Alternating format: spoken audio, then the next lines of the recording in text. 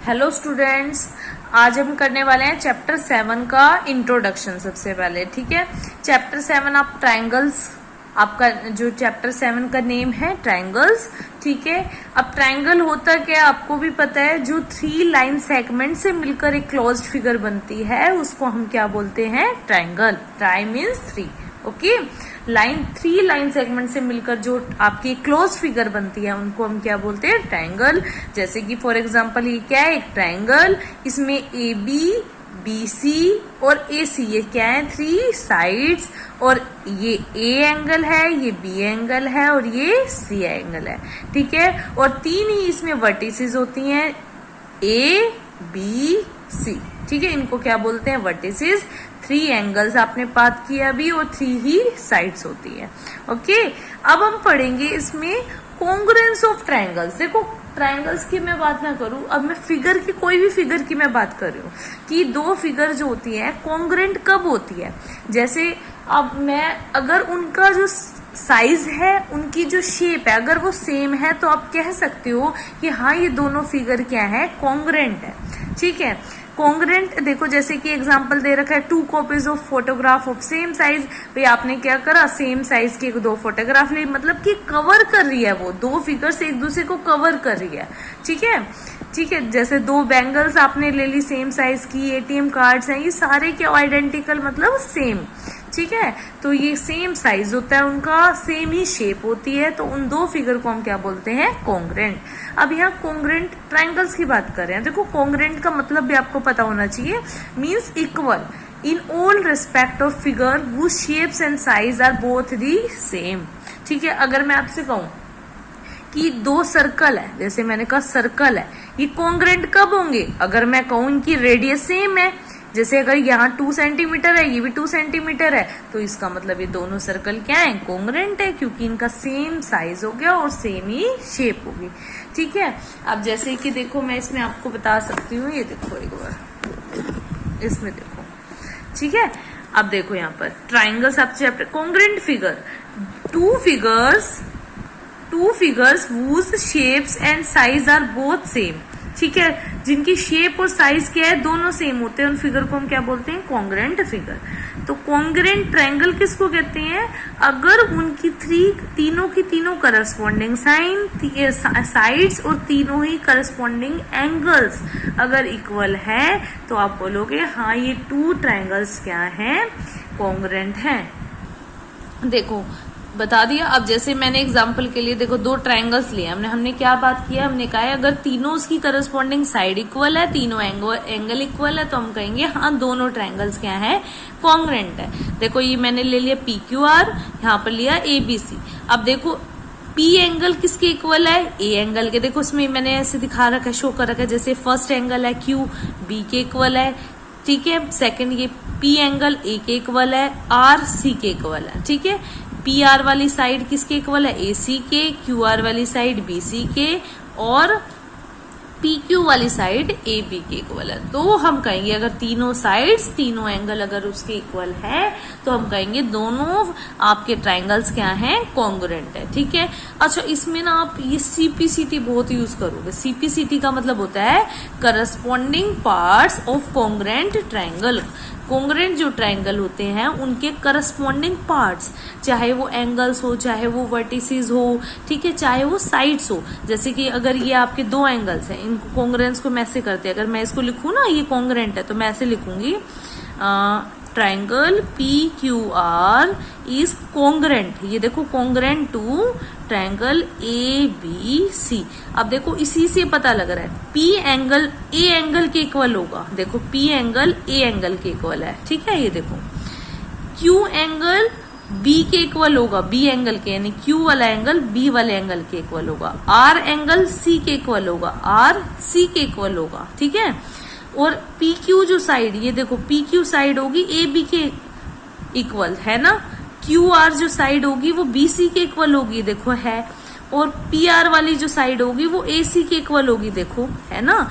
तो यही होता है सी पी सी टी, मतलब अगर आपने दो ट्रायंगल को कॉन्ग्रुएंट बता दिया ना तो आप कह सकते हो कि एंगल पी एंगल ए के इक्वल है, angle Q angle P B के इक्वल है, एंगल आर सी के इक्वल है, और P Q side A B के इक्वल है, क्यू आर बी सी के इक्वल है। तो इस टाइप से आप बता सकते हो। ये बहुत इंपॉर्टेंट है और इसका हम क्वेश्चंस में यूज भी करेंगे। अब देखो कुछ क्राइटेरिया होते हैं आप कॉन्ग्रुएंसी को प्रूव करने के। देखो फर्स्ट है साइड साइड साइड। अगर दो ट्रायंगल आपके पास है, ठीक है, अगर दो ट्रायंगल आपके पास हैं, देखो अगर दो ट्रायंगल आपके पास है, हाँ देखो दो ट्रायंगल अगर आपके पास है उनमें साइड्स आपकी दे रखी है, जैसे ए सी साइड किसके इक्वल है, आर क्यू के या क्यू आर के, ठीक है, ए बी साइड किसके इक्वल है, पी आर के, और बी सी साइड किसके इक्वल है, पी क्यू के।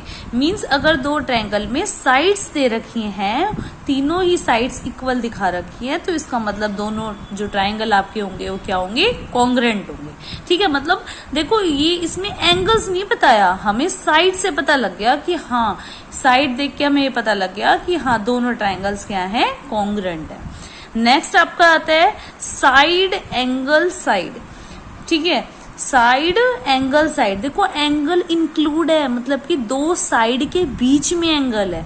जैसे कि देखो ये एक तो होगी एक्स वाई साइड, ठीक है, एक होगी एक्स जेड जो है वो साइड हो गई। ठीक है, तो अब इन दोनों के बीच में जो है, इन दोनों साइड्स के बीच में एंगल है, ठीक है, इंक्लूड है अंदर एंगल।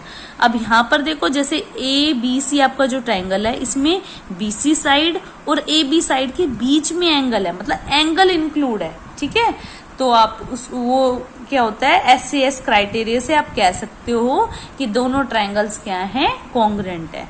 अब थर्ड वन देखते हैं। थर्ड है angle side angle.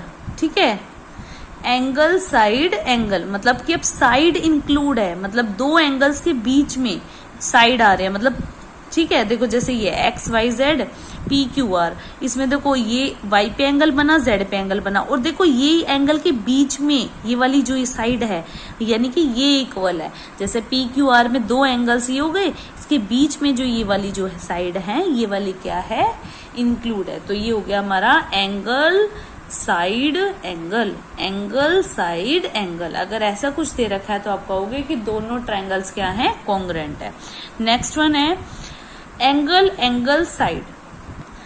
Angle angle side, अब देखो यहां पर एंगल, जैसे कि ये देखो एक्स पे एंगल बना, वाई पे एंगल बना, ठीक है, एंगल एंगल फिर साइड है, जैसे कि इसमें भी देखो हमारा क्या है, यहाँ पर एंगल है, यहाँ पर एंगल है और एक साइड है, मतलब कि आपका जो दे रखा है दो एंगल है और एक साइड है। ठीक है, हमारा क्या है, दो एंगल है और एक साइड है।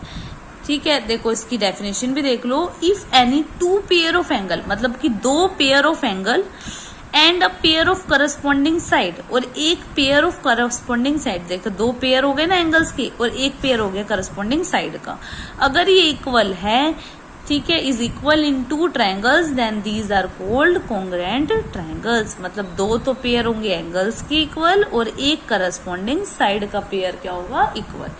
नेक्स्ट आपका है फिफ्थ RHS।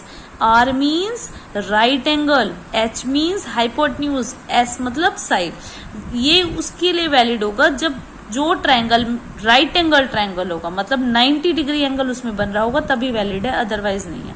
तो एक्स वाई जेड और आपका है ABC। अब दोनों ट्रायंगल में देखो राइट एंगल ट्रायंगल बन रहे हैं ना, ठीक है, देखो दोनों में बन रहे हैं राइट एंगल ट्रायंगल, मतलब एक तो 90 डिग्री का एंगल दोनों में इक्वल होगा। ठीक है, नेक्स्ट क्या होगा, हाइपोटेन्यूज। देखो ये अगर राइट एंगल ट्रायंगल है तो इसके सामने वाला जो होता है उसको हम क्या बोलते हैं, देखो इसके सामने वाली जो साइड होती है लॉन्गेस्ट साइड को तो हम क्या बोलते हैं, हाइपोटेन्यूज। ऐसे ही इसके जो सामने वाली साइड क्या होंगी, ये वाली सी क्या हो गया, हाइपोटेन्यूज। तो मतलब हाइपोटेन्यूज इक्वल होना चाहिए, 90 डिग्री एंगल होना चाहिए दोनों में, और एक एनी वन साइड, कोई भी एक साइड इक्वल हो। ठीक है, जैसे इसमें ये वाली साइड और ये वाली साइड क्या है, इक्वल है। सो ये हमारे 5 क्राइटेरिया थे, ठीक है, जिससे हमें पता लगेगा कि दो ट्रायंगल्स कॉन्ग्रुएंट है या नहीं है। ठीक है, तो अब नेक्स्ट वीडियो में हम करेंगे एक्सरसाइज 7.1 स्टार्ट करेंगे। Please like and subscribe my channel. Thank you for watching my video.